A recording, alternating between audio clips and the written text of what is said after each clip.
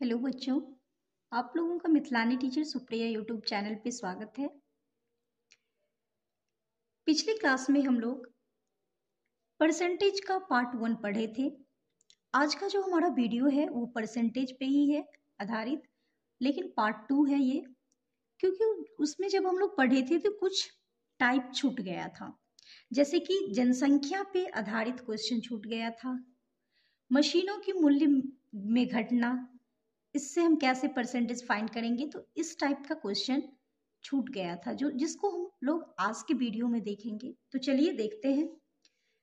पहला जो हमारा टाइप है वो क्या है, तो जनसंख्या पे आधारित।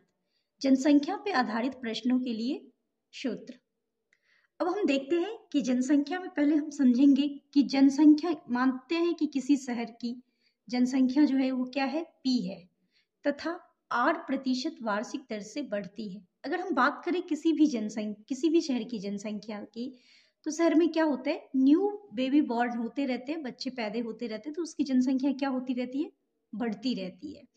तो मान लीजिए कि किसी शहर की जनसंख्या पी है और 8% की वार्षिक दर से बढ़ती है। तब हमसे क्वेश्चन पूछा कैसे जाता है कि क्वेश्चन इस तरह से पूछा जाता है कि n वर्ष बाद जनसंख्या क्या होगा। फॉर एग्जाम्पल कि अगर किसी भी शहर की जनसंख्या p है और 8% की दर से बढ़ रहा है, तो आपसे पूछ दिया जाता है कि n वर्ष बाद, यानी कि 2 साल बाद, 3 साल बाद उसकी जनसंख्या कितनी हो जाएगी। तो इस तरह की क्वेश्चन के लिए हम जो फॉर्मूला यूज करेंगे वो हमारा फॉर्मूला है p into 1 plus r/100 to the power n। तो इस फॉर्मूला से हम क्या करेंगे, इस टाइप के क्वेश्चन को फाइंड करेंगे। फॉर एग्जाम्पल चलिए हम एक क्वेश्चन के थ्रू देखते हैं कि कैसे हमें इस तरह के क्वेश्चन इस फॉर्मूले से फाइंड करनी है। एक गांव में प्रति वर्ष 10% बच्चों की वृद्धि होती है। यदि वर्ष 2003 में बच्चों की संख्या 2000 हो, तो वर्ष 2006 में बच्चों की संख्या कितनी होगी। देखिए, अब इस क्वेश्चन में सब कुछ दिया हुआ है। क्या दिया हुआ है, तो आर दिया हुआ है, यानी कि रेट दिया हुआ है कि 10% से बच्चों की वृद्धि हो रही है। तो सबसे पहले जो जो चीजें दिया हुआ है वो हम लिख लेते हैं यहाँ सॉल्यूशन में, ठीक है। तो चलिए हम सॉल्यूशन में सबसे पहले लिख लेते हैं कि आर का जो वैल्यू है वो कितना दिया हुआ है, तो आर की वैल्यू दिया हुआ है 10%। कितना परसेंट आर की वैल्यू है, तो 10% है, ठीक। अब कह रहा है कि P कितना है, तो P आप यहां देख सकते हैं कि 2003 में बच्चों की जनसंख्या कितनी है, तो 2000 है। तो P यहाँ पे कितना आ गया, 2000 हमारा P दिया हुआ है। और एक चीज हमें क्या चाहिए, तो वो है N। तो N कितना है, N यानी कि वर्ष, ईयर। तो देखिए 2003 से 2006 की बात हो रही है, 2003 का दिया हुआ है और 2006 में पूछा जा रहा है। तो 2003 से 2006 में जाने में कितना साल प्लस हो रहा है, 3 साल, यानी कि आपसे 3 साल के बाद का पूछा जा रहा है कि जनसंख्या कितना होगा। तो एन हमारा क्या हो जाएगा, 3 ईयर्स, है ना। अब हमें सब कुछ पता चल गया। चलिए हम फॉर्मूला पे इसको पुट करते हैं। तो एन वर्ष बाद जनसंख्या, यानी कि 3 वर्ष बाद जनसंख्या बराबर, तो क्या हो जाएगा, तो पहला P है हमारा 2000 इंटू 1 प्लस R हमारा है 10 divided by 100 to the power n, तो n हमारा है 3। अब यहाँ पे आप एक चीज देखिए, इजी करने के लिए हम क्या करते हैं, इस जीरो से इस जीरो को कैंसिल कर देते हैं, क्योंकि आगे जब हम इसे करेंगे तो यही करना ही है, लेकिन वो डिफिकल्ट हो जाएगा, थोड़ा डिफिकल्ट नहीं होगा, लॉन्ग प्रोसेस हो जाएगा। और इसको अगर हम यहाँ कैंसिल कर देते तो ये इजी हो जाता है। कैसे, तो ये 2000 इंटू, अब देखिए जब इसका आप फ्रैक्शनल ऐड कीजिएगा तो 10 1 जा 10 प्लस 1, यानी कि 11/10 हो जाएगा, 11/10 टू दी पावर कितना है, 3। तो चलिए 2000 गुने 11/10 इंटू 11/10 इंटू 11/10, इसको हम 3 बार लिख लिए क्योंकि टू दी पावर 3 था, तो हमने 3 बार इसको लिख लिया। अब इस जीरो से ये जीरो कैंसिल, इस जीरो से इस जीरो को कैंसिल करते, इस जीरो से इस जीरो को कैंसिल करते हैं। तो चलिए देखिए यहाँ बचा क्या, 2 इंटू और ये 11 इंटू 11 इंटू 11, ये क्या है 11 का क्यूब है। तो 11 का क्यूब कितना होता है 1331, 1331 होता है 11 का क्यूब, क्योंकि 11 11 जा 121, 11 11 में 121 और 121 को 11 से गुना कीजिएगा तो 1331 आता है। और जब हम 1331 को 2 से गुना करेंगे तो देखिए 2 1 जा 2, 2 3 जा 6, 2 3 जा 6, 2 1 जा 2। तो यही हमारा क्या होगा आंसर होगा कि 3 वर्ष बाद जो है 2000 से कितना हो जाएगा 2662 बच्चों की जनसंख्या, उस शहर की जनसंख्या कितनी हो जाएगी तो 2662 हो जाएगी, 2000 से बढ़ के 2662 हो जाएगी। तो आई होप कि आप लोगों को इस टाइप का क्वेश्चन अगर मिलेगा तो आप लोग इजीली सॉल्व कर लेंगे। अब चलिए देखते हैं कि अभी क्या था कि 3 वर्ष बाद की बात हो रही थी, लेकिन जब इसी टाइप जनसंख्या दिया हो, वृद्धि का रेट दिया हो, साल दिया हो, सब कुछ दिया हो और हमसे पूछ क्या लिया जाए कि पूर्व पूछा जाए कि पहले, जैसे यहाँ था कि 3 साल बाद 2003 से 2006 की बात हो रही थी कि 2006 में कितना जनसंख्या होगा। और दूसरा टाइप इसी पे जनसंख्या पे बेस्ड क्वेश्चन क्या होता है कि 2003 में हमें बता दिया गया था कि जनसंख्या इतनी है, तो हमसे 3 साल पूर्व यानी 3 साल पहले का पूछ लिया जाता है कि 2000 में कितना था, यानी कि वर्ष 2000 में कितनी जनसंख्या थी। तो जब इस टाइप का क्वेश्चन पूछा जाता है तो n वर्ष पूर्व यानी कि n वर्ष पहले यानी कुछ वर्ष पहले की जनसंख्या जब आपसे पूछा जाए तो इसके लिए हम फॉर्मूला यूज करेंगे p divided by 1 plus r by 100 to the power n। तो चलिए देखते हैं, इसको भी एक क्वेश्चन के थ्रू हम देखते हैं कि कैसे सॉल्व करेंगे इस फॉर्मूला पे। क्वेश्चन है, एक गांव में प्रतिवर्ष 10% की बच्चों में वृद्धि होती है। यदि 2003 में बच्चों की संख्या 3000 हो तो 2000 में बच्चों की संख्या कितनी थी। यानी कि यहाँ पूछा जा रहा है कि वर्ष 2000 में बच्चों की संख्या कितनी थी। देखिए तो अब यहाँ भी हम सब कुछ लिख लेते हैं। आर हमारा क्या दिया हुआ है, चलिए सॉल्यूशन में हम लिख लेते हैं। आर हमारा क्या है तो 10% है। पी हमारा कितना है तो पी हमारा यहाँ पे 3000 है। बच्चों की जनसंख्या कितनी दी हुई है तो 3000 है बच्चों की जनसंख्या। और हमसे पूछा क्या जा रहा है एन, एन यहाँ में और क्या पता करना है तो एन, तो एन कितना है तो यहाँ 2003 का दिया हुआ है और 2000 का पूछ रहा है, साल 2000 का, तो इसमें भी 3 साल की डिफरेंस हो रही है, तो यानी कि 3 ईयर जो है वो क्या है हमारा तो एन है। अब चलिए फॉर्मूला हमारा क्या कहता है, एन वर्ष पूर्व, तो 3 वर्ष पूर्व जनसंख्या बराबर जनसंख्या पूछा जा रहा है तो क्या हो जाएगा P, तो P हमारा कितना है 3000, 3000 डिवाइडेड बाय 1 प्लस R हमारा कितना है 10/100 और टू दी पावर कितना है n, तो 3 ईयर। सेम चीज यहाँ से हम 0 0 को क्या करेंगे कैंसिल कर देंगे, तो हमारा जो क्वेश्चन होगा वो यहाँ पे जो आएगा वो क्या होगा तो 3000 होल डिवाइडेड बाय 11, सॉरी हाँ 3000 divided by 11 by 10 to the power 3, यही आएगा। फिर हम 10 1 जा 10 प्लस 1 करेंगे तो 11/10 ये आ जाएगा। अब चलिए देखते हैं यहाँ पे 3000 और ये जो हम लिखेंगे यहाँ पे, जैसे कि आप देख सकते हैं यहाँ हम लिखे हैं 3 बार 11/10 इंटू 11/10 इंटू 11/10, क्योंकि टू दी पावर 3 है तो 3 बार लिखेंगे। ये जो नीचे का 10 10 10 है वो सारा क्या होगा ऊपर चला जाएगा, क्योंकि यहाँ डिवाइड में है तो ऊपर जाके क्या हो जाएगा मल्टीप्लाई में। तो 3000 इंटू हम 10 इंटू 10 इंटू 10 को क्या लिख सकते हैं तो 1000, क्योंकि 10 10 जा 100, 100 10 जा 1000 और होल डिवाइडेड 11 11 इंटू 11 इंटू 11। तो अब देख सकते हैं जब इसको आप कीजिएगा तो ये क्या कितना हो जाएगा तो 3 1 जा 3 और ये 6 0 यानी कि 30 lakhs हो जाएगा। 1 2 3 4 5 6 होल डिवाइडेड, जब हम 11 का क्यूब जो है 11 इंटू 11 इंटू 11 यानी कि 11 का क्यूब वो कितना होता है, तो 1331। और जब आप इसको इससे डिवाइड कीजिएगा तो ये आंसर जो आएगा हमारा वो है 2253.94।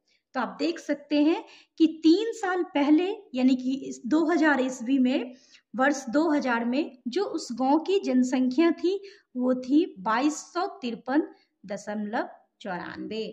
तो आई होप कि आप लोगों को इस टाइप का क्वेश्चन भी समझ में अच्छे से आ गया होगा। चलिए हम नेक्स्ट टाइप देखते हैं।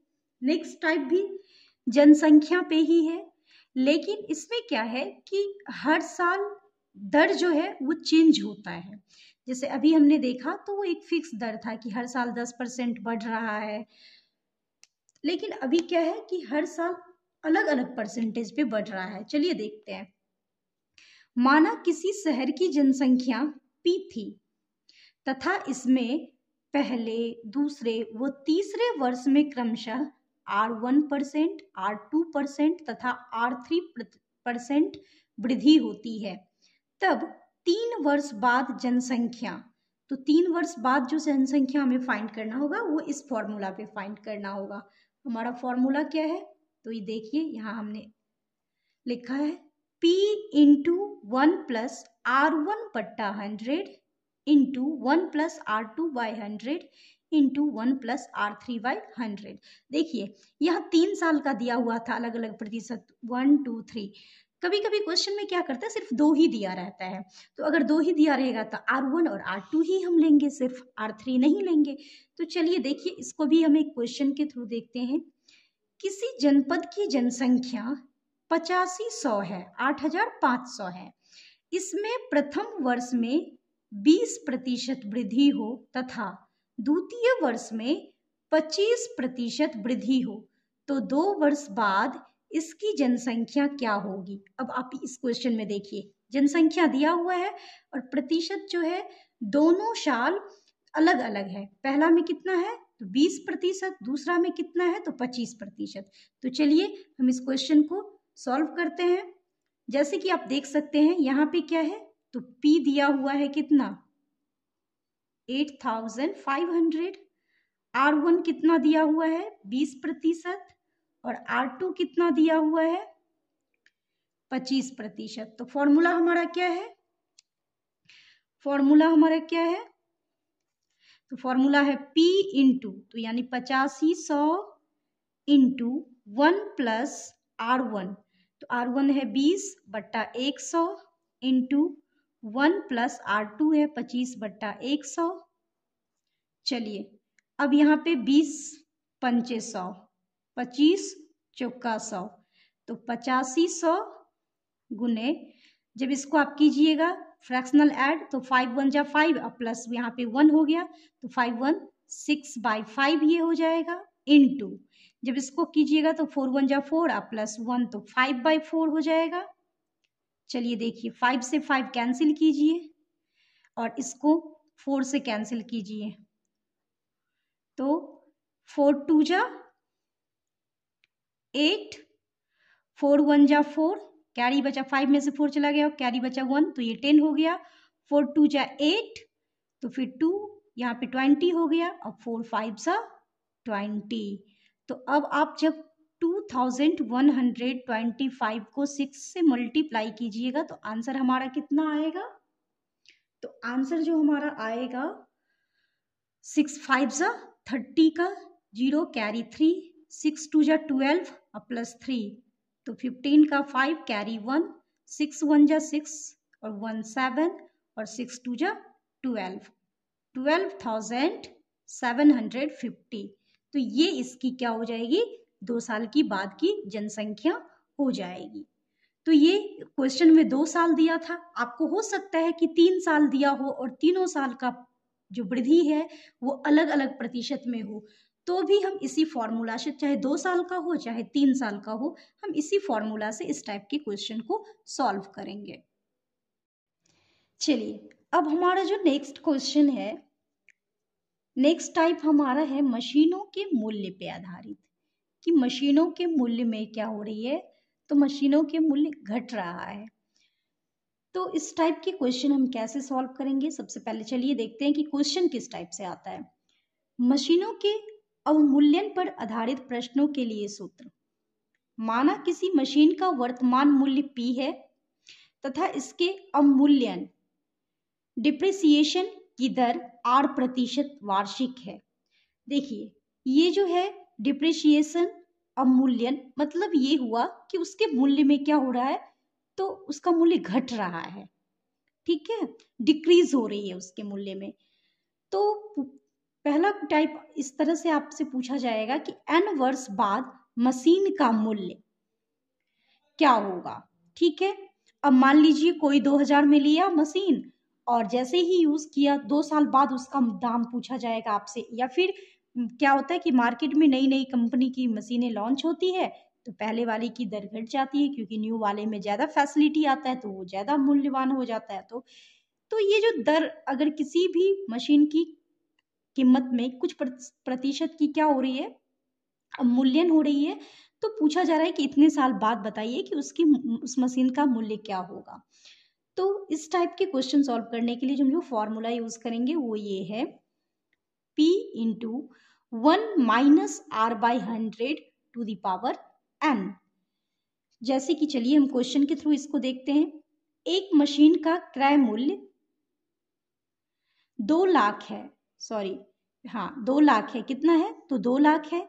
यदि इसका 10% वार्षिक दर से अवमूल्यन हो तो 3 वर्ष बाद इसका मूल्य कितना होगा। अब देखिए एक मशीन का क्रय मूल्य और विक्रय मूल्य आप जानते होंगे। क्रय मूल्य का मतलब होता है कॉस्ट प्राइस, यानी कि जिस मूल्य में खरीदा गया है, और विक्रय मूल्य का क्या होता है, तो जिस कॉस्ट में बेचा जाता है, सेलिंग प्राइस। तो देखिए यहाँ पे क्रय मूल्य की बात हो रही है, कॉस्ट प्राइस की बात हो रही है कि किसी मशीन को 2 लाख में खरीदा गया, यदि इसका 10% वार्षिक दर से अवमूल्यन हो, यानी कि 10% वार्षिक दर से इसकी दाम में कटौती हो, इसका दाम घटता जाए, तो 3 वर्ष बाद इसका मूल्य कितना होगा। तो चलिए इसमें भी हम देख लेते हैं P हमारा क्या है। चलिए हम सॉल्व करते हैं इस क्वेश्चन को। P हमारा कितना है तो 2 लाख है, ठीक। अब हमारा R कितना है तो 10% है, तो हमें फाइंड करनी है। और M कितना है तो 3 वर्ष है ना। तो अब हमें क्या पता करना है कि 3 वर्ष बाद मशीन का मूल्य क्या होगा। तो 3 वर्ष बाद मशीन का मूल्य बराबर क्या होगा, P यानी कि 2 lakh into 1 - R 10/100 to the power n। 0 से 0 कैंसिल कीजिए। चलिए 2 लाख गुने, जब इसको कीजिएगा फ्रैक्शनल सब्ट्रैक्ट, तो ये 10 × 1 = 10 और -1 तो 9/10 हो जाएगा, ठीक है। यहाँ n देना नहीं था, यहाँ 3, n की वैल्यू 3 है, तो ये हो गया 9/10 टू द पावर 3। चलिए 2 लाख इंटू 9/10 इंटू 9/10 इंटू 9/10। अब इस 0 से इस 0 को कैंसिल कीजिए, 0 से 0 कैंसिल, 0 से 0 कैंसिल, हमारे पास बचा कितना इधर 200, है ना। और 9 इंटू 9 इंटू 9, तो 9 9 जा 81, और 81 9 जा कितना होता है 729, यानी कि 9 का क्यूब कितना होता है तो 729, तो 729। तो अब जब इसको हम दोनों को मल्टीप्लाई करेंगे तो हमारा जो आंसर आएगा वो है 145,800, यानी कि 1,45,800 उसका मूल्य घट के 3 साल बाद ये हो जाएगा। तो आई होप आप लोगों को अच्छे से समझ में आ गया होगा कि इस तरह के क्वेश्चन को कैसे सॉल्व करेंगे। देखिए अभी हमने देखा कि n वर्ष बाद उस मशीन का मूल्य क्या हो जाएगा, लेकिन अब पूर्व की बात चलते हैं। अब जो हमारा क्वेश्चन बेस्ड होगा वो पूर्व, पहले, यानी कि जैसे कि अभी 2025 चल रहा है, आप किसी फ़ोन को 2025 में खरीदे हैं और आपसे पूछा जाए कि 2025 में आपको इतने रुपया में ये फ़ोन मिला, जबकि इस फ़ोन को देखा जा रहा है तो 10% पर ईयर डिक्रीज हो रहा है इसका कॉस्ट। तो बताओ 3 साल पहले इस फ़ोन का कॉस्ट क्या होगा? फ़ोन पहले लॉन्च हो चुका है और अभी आप 2025 में खरीद रहे हैं उस फ़ोन को, और उस फ़ोन का कॉस्ट हर साल 10% डिक्रीज हो रहा है। तो अगर आपसे पूछा जाता है कि 3 साल पहले इस फ़ोन का कॉस्ट क्या था, तो इसी तरह का क्वेश्चन सॉल्व करने के लिए हम इस तरह के फॉर्मूले का यूज़ करेंगे। एन वर्ष पूर्व मशीन का मूल्य। तो जब इस तरह से पूर्व यानी पहले की बात पूछा जाए आपसे, चाहे वो मशीन हो, फ़ोन हो, किसी चीज़ का कॉस्ट, तो हम जो फॉर्मूला यूज़ करेंगे वो हमारा है P by 1 minus R by 100 to the power N। तो इस फॉर्मूले से हम इस तरह के क्वेश्चन को सॉल्व करेंगे। अब चलिए एग्जाम्पल के थ्रू इसको देखते हैं। जैसे क्वेश्चन है, एक मशीन का मूल्य 10% वार्षिक दर से घटता है, यह 3 वर्ष पूर्व खरीदी गई थी। यदि इसका वर्तमान मूल्य 87,480 रुपया हो तो इसका क्रय मूल्य कितना था?